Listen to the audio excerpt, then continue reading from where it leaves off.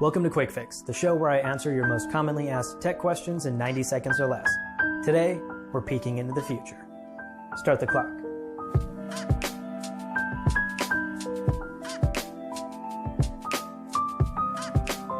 I don't know about you, but new software always gets me excited.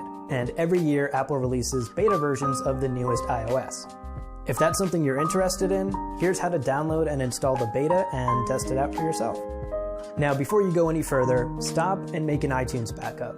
I cannot stress this enough. Betas are often buggy and unreliable, and you don't want to risk your personal data. So make a backup. Now on your phone, open up Safari and go to Apple's beta website. Log into your Apple ID and tap on Enroll Your Devices. Download the beta profile and open your phone settings. You'll see a message at the top about installing the profile.